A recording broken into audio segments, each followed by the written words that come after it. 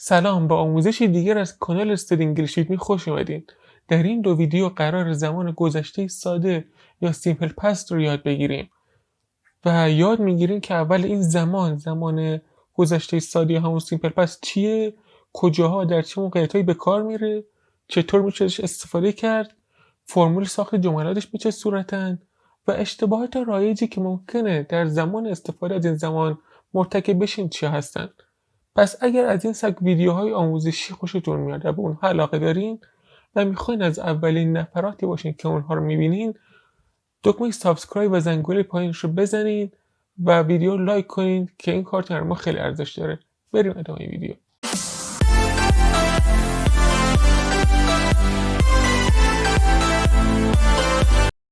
زمان گذشته ساده یکی از پرکاربردترین زمان در انگلیسیه، چون برای بیان تمام اتفاقات و عادتها و رویدادهایی که در گذشته اتفاق افتادن باید از این زمان استفاده بکنین. به نمودار خط زمانی که کشیده شده دقت بکنین که در وسط اون به رنگ قرمز نوشته now، حالا، و به هر چیزی که به قبل از اون برگردی یعنی در گذشته اتفاق افتاده و تمام این علامت هایی که در روی این نمودار خوردن نشان دهنده اتفاقات و عادت هایی که در گذشته بودن و در همون گذشته هم تمام شدن و دیگه نیستن. حالا برخی مثال ها در این زمینه رو میخونیم. دقت کنید در بعضی مواقع استفاده از این زمان خیلی ساده است و فعل اون که در اینجا فعل ورک هست فقط یه ایدی میگیره. پس با من تکرار کنیم. I worked، you worked، we worked، they worked، he worked، she worked، it worked. برای بیان وضعیت کلی در گذشته از افعال to be مختص به زمان گذشته استفاده میکنیم که آنها was و were هستن، همونجور که به رنگ قرمز میبینید. برای ضمایر I، he، she، it از was استفاده میکنیم و برای ضمایر you، were، they از were استفاده میکنیم. پس با من تکرار کنید. I was، he was، she was، it was، you were، we were، they were. در اینجا مثال هایی با افعال to be، was و were داریم. پس برای فهم بهترشون بعد از من تکرار کنید. I was scared، I was scared، من ترسیده بودم. Jack was a teacher، Jack was a teacher، جک یک معلم بود. She was sad، she was sad، او ناراحت بود. You were a good student، you were a good student، تو دانش آموز خوبی بودی. My parents were at the park، my parents were at the park، پدر مادرم پارک بودن. We were at cinema، we were at cinema، ما سینما بودیم. They were at home for 2 hours، they were at home for 2 hours، آنها به مدت 2 ساعت خونه بودن. همونجور که در مثال آخر میبینید به مدت زمان این اتفاق هم اشاره شده و برای اون تاکید شده. و میرسیم به ساخت جملات مثبت در زمان گذشته ساده. اولین چیزی که باید در اینجا بهش توجه بکنید اینه که فعل دو دستن، فعلای با قاعده regular verbs و فعلای بی قاعده irregular verbs.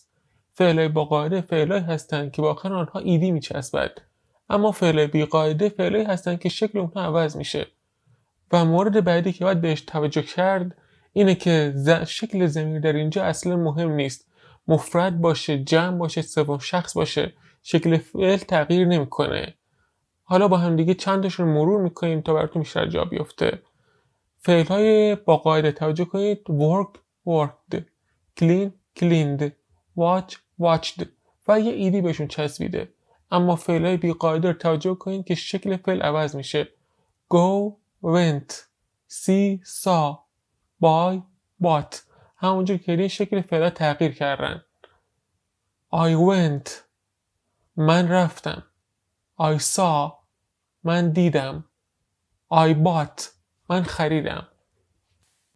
فعلای بی قاعده معمولاً آخر کتاب‌های زبان یا آخر دیکشنری ها هستن و تنها راه یادگیریشون حفظ کردن اونهاست و راه دیگه‌ای ندارن. اما نگران نباشین. با چند بار تمرین اونها ملکه ذهنتون میشن و دیگه فراموششون نمیکنید. در اینجا چند مثال دیگه از جملات مثبت در زمان گذشته ساده داریم، هم با افعال با قاعده هم با افعال بی قاعده، تا براتون بیشتر جا بیفته. پس بعد از ما تکرار کنید. لیام played a game. لیام played a game. لیام بازی کرد. The car needed gas. The car needed gas. ماشین بنزین لازم داشت. We watched a movie. We watched a movie. ما فیلم تماشا کردیم. همونجور که دیدین و دقت کنین در اینجا 3 مثال متفاوت و 3 ضمیر متفاوت داریم، اما فعل ها یه شکلن و همونجور که گفتیم با شکل ضمیر شکل فعل اصلا تغییر نمیکنه و این در مورد افعال بی قاعده هم صدق میکنه. I wrote a story. من یه داستان نوشتم. همونجور که دیدین در افعال بی قاعده شکل فعل عوض میشه و از write شد wrote. I wrote a story. We bought a camera. We bought a camera. ما یک دوربین خریدیم. My parents sent me money. My parents sent me money. پدر مادرم برام پول فرستادند. اینجا sent حال در شکل گذشته فعل send و در جمله بالا we bought a camera فعل buy بوده که شده bought. پس به اینا بیشتر توجه کنید. و میرسیم به بخش جملات منفی در زمان گذشته ساده. در اینجا جملات 2 دسته هستن. جملاتی که افعالشون از to be استفاده میکنه و جملاتی که افعالشون از to be استفاده نمیکنه. به اصطلاح بهش میگن non be verb. اول میپردازیم به جملاتی که از to be استفاده میکنن. to be ها در زمان گذشته ساده همونجور که گفتیم was و were هستند. برای I, he, she, it از was استفاده میکنیم که با یه not منفی میشه was not و به صورت مخفف wasn't. و برای you, we, they از were استفاده میکنیم که با یه not میشه were not یا weren't به صورت مخفف. برای مثال واضح‌تر I was not home. I wasn't home. من خونه نبودم. You were not home. You weren't home. تو خونه نبودی. حالا مثال‌های بیشتر رو بعد از من تکرار کنید تا بهتر براتون جا بیفته. The children were not quiet. The children weren't quiet. بچه‌ها ساکت نبودن. She was not home today. She wasn't home today. اون خونه نبوده امروز. My friend were not at park. My friend weren't at park. دوستای من پارک نبودند. The dog was not playful. The dog wasn't playful. سگ بازیگوش نبوده. در اینجا به نکته دیگه دقت کنید. چه در افعال با to be چه افعال بدون to be وقتی از جمله منفی استفاده می‌کنیم فعل به شکل بیس و پایش میاد و هیچ تغییر تو شکل فعل داده نمیشه. به این بخش دقت بکنید. در بخش افعالی که از to be استفاده نمی‌کنن برای منفی کردن جمله باید از فعل کمکی did به اضافه not استفاده کنیم و اون رو قبل از فعل به کار ببریم.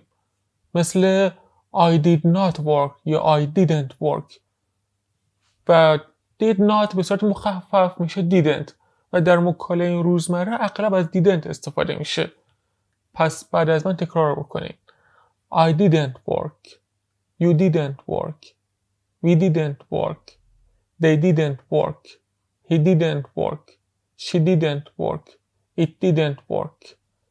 و برای فهم بیشتر مثال‌های دیگر با هم میخونیم. I didn't like him. من از اون خوشم نیومد. He didn't catch the ball. اون توپ رو نگرفت. They didn't dance in the party. اونا در پارتی نرقصیدن. We didn't think about that. ما در موردش فکر نکردیم. میرسیم به بخش ساخت جملات سوالی در زمان گذشته ساده. برای ساخت جملات سوالی فقط کافیه جای فعل کمکی did رو با ضمیر عوض بکنید. اینجور میشه Did I work? Did I work? من کار کردم. Did you work? Did you work? تو کار کردی. Did we work? Did we work? ما کار کردیم. Did they work? Did they work? اونها کار کردن. Did he work? او کار کرد. اوی مرد. Did she work? او کار کرد. اوی زن. Did it work? Did it work? کار کرد. اینجا ایت اشاره میکنه به چیزی غیر از انسان. برای ساخت جملات سوالی WH question مثل where, when, why, how فقط کافیه یکی از این WH ها رو به ساختار سوالی که الان گفتیم اضافه بکنید به اول جمله. مثل این مثال ها تکرار کنید بعد از من. What did you do last night? What did you do last night? دیشب چه کار کردی؟ Where did you go last night? Where did you go last night? دیشب کجا رفتی؟ When did you get home last night? When did you get home last night? دیشب کی رسیدی خونه؟ Why did you hire him? Why did you hire him? چرا اونو استخدام کردی؟ How did you go home last night? How did you go home last night? چطور دیشب رسیدی خونه؟ بعد جملات به این صورت. به پایان این بخش رسیدیم. اگر هر سوالی در مورد درس‌ها و ویدیوها دارید حتما برای من پایین کامنتش بکنید یا بهم ایمیلش بزنید. و فراموش نکنید که اگر از این سبک ویدیوهای آموزشی خوشتون میاد حتما ویدیو رو لایک کنید، در اینستاگرام ما عضو بشید و ما رو به دوستانتون معرفی کنید. تا ویدیوی آموزشی دیگر و بخش دیگری روز خوبی داشته باشید.